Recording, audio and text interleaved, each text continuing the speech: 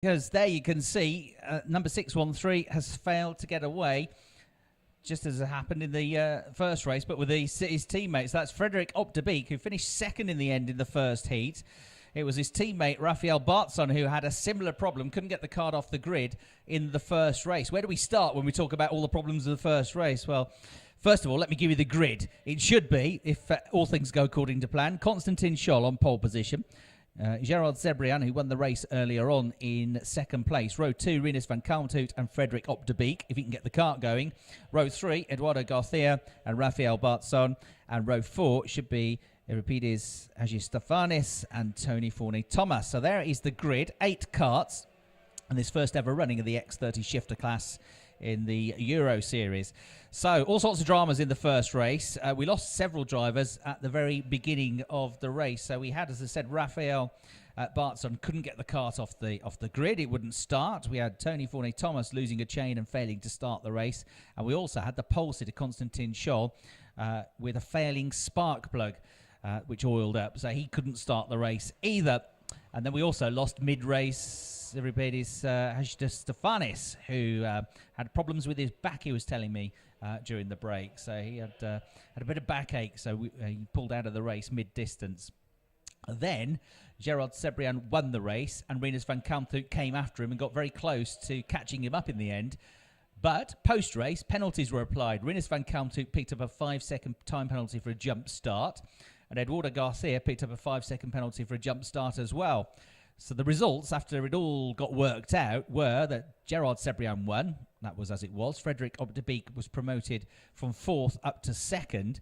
Rinus van Kalmthout was demoted to 3rd. He had finished 2nd on the road. Eduardo Garcia was demoted to 4th place, having only just pipped Frederik Op de Beek over the line. So it was Gerard Zebrian, Frederik Op de Beek, Rinus van Kalmthout and Eduardo Garcia, the top 4 in the first race. There then is the front row, missing again Constantin Scholl. He's not arrived on the grid, so he's had more dramas for Constantin. He's having a good day and a bad day so far this weekend. Engine problems on Thursday, great day yesterday, terrible day so far today. So off the line, Gerard Zebrian is going to get the lead of the race. So we're missing Rinus van Kalmthout as well. He's there, I think, but he was a bit further back than I was expecting to see him. And so Gerard Zebrian, it's all going his way so far. He's been mega quick off the line. He's been a quick driver all weekend long. And his main rival, Constantin Scholl, has been suffering these problems, these technical dramas. And Rinus van Kalmthout, his other clear rival, has picked up a penalty. And yeah, poor Constantin Scholl is stranded down in the pit lane. He walks back, helmet off. He's not going to get to take part in this race either. A real nightmare for him so far after such a good performance in qualifying yesterday. Zebrian then is on course for a victory. Whisper it, because there's only 8.5 laps to go out of the 9, and anything can still happen. But it's going his way so far.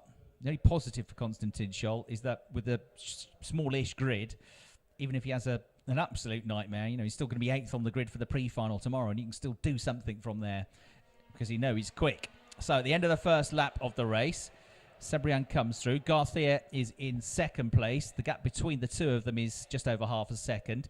And then it's Tony Forney-Thomas. And then it is Euripides Hagistefanis. So we have Spanish drivers, 1st, 2nd and 3rd in the race. Van Kalmthout is there, but in 5th place. So Van Kalmthout struggling so far in this race, having been the quickest man in the earlier heat. And I think charged through to close what was a pretty big gap to Gerard Zebrian. He was only a fraction behind at the line, but at one point in the race, he was about 1.3 seconds back, and then started to set fastest lap after fastest lap to close down the Spaniard, who just about held on to take the victory earlier on in the morning. So Zebrian, there he is, leading the race. He's got something like 7 or 8 kart lengths over 2nd place, which is Garcia. Forney-Thomas having a better run this time around. Well, having a run because he didn't even start the race last time. So there he is in 3rd place. Van Kalmthout has got past Hagistefanis and into 4th place now, and set the fastest lap of the race. I seem to say that quite a lot these days. Van Kalmthout sets the fastest lap of the race, and he's going to continue to do that, I reckon. So in 4th place, watch him close the gap. He's not got too much ground to make up before he can catch 3rd. And 2nd place isn't that far up the road either. So Van Kalmthout He's going to make a race of this, charging up, closing the gap all the time. He's in the 617 kart with the white colour scheme, the white bodywork. And Van Kalmthout's looking like he's on a quick lap here. And yes, indeed, he sets the fastest first sector of anybody in the race so far. He doesn't do that in sector 2, but he does close by another 1/10 of a second onto the tail of Tony Thomas. So there he is, Rinus Van Kalmthout, getting closer and closer now to moving into 3rd position. He's on the tail of the 618 kart of Tony Fournier Thomas, and Tony now looks over his shoulder and sees the Dutchman with him. Into turn 1 they go, almost nose to tail, and Rinus Van Kalmthout will be keen to get through as quickly as he can. You know, the race leader is not really getting away from them. I mean, he was half a second clear at the end of the first lap. He's only 7/10 clear now, as we see what was almost an inevitable change for 3rd place. Van Kalmthout down the inside at the hairpin. Not too many surprises because he was clearly quicker than the Spaniard. So now, Spanish drivers 1st and 2nd, but the Dutchman comes up into 3rd place. Lost a bit of time to 2nd position as he waited for his opportunity to come. But now he'll get his head down again, and I'm sure he'll start to catch up to Eduardo Garcia. Gerard Cebrian, almost sensing that Rinus Van Kalmthout might be coming soon, has just set the fastest 2nd sector of the race so far. So this is going to be a very good lap for the race leader, who's still only 7/10 of a second clear of his compatriot Garcia. There you're looking at Rinus Van Kalmthout on Telemundi TV in 3rd place.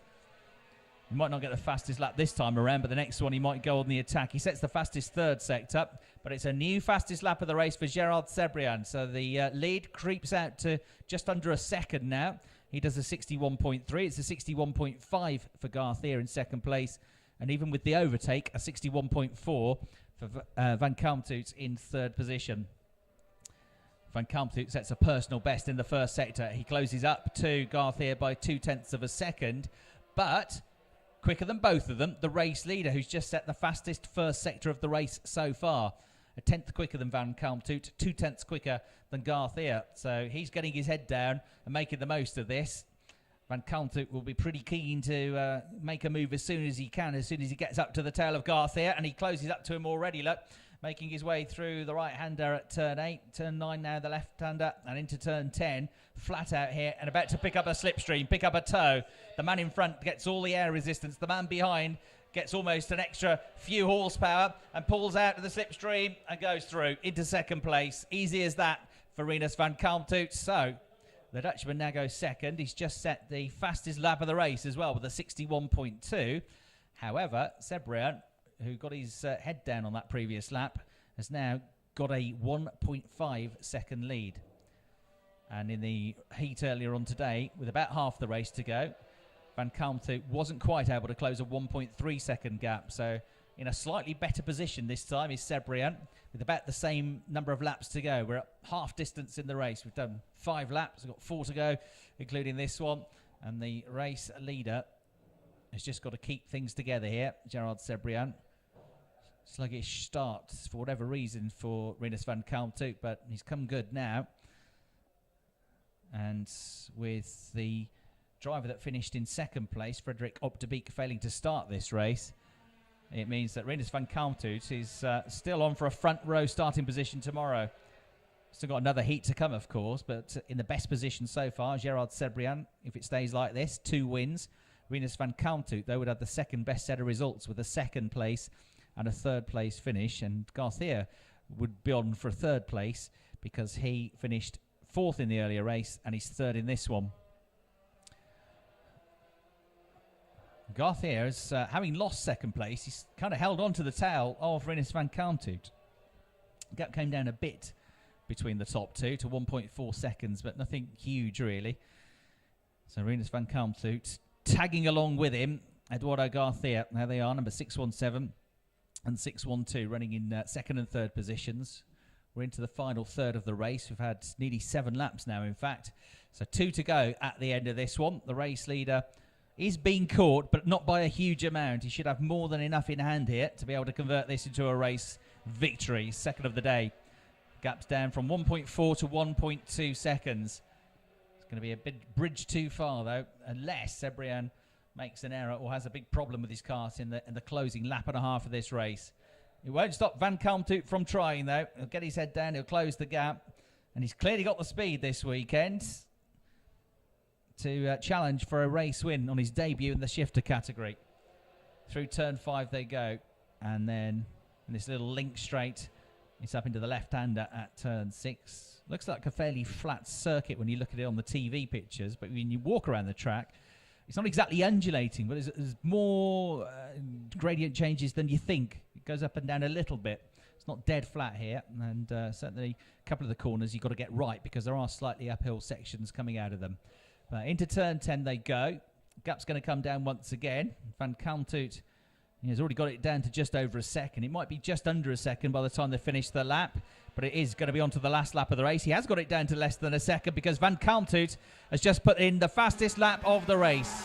He didn't like any of the 3 sectors purple, but combined, it was a very good, consistent lap. And Van Kalmthout now with the fastest lap of the race, 61.2 seconds. And it's still 9/10 of a second slower than they were going in practice yesterday.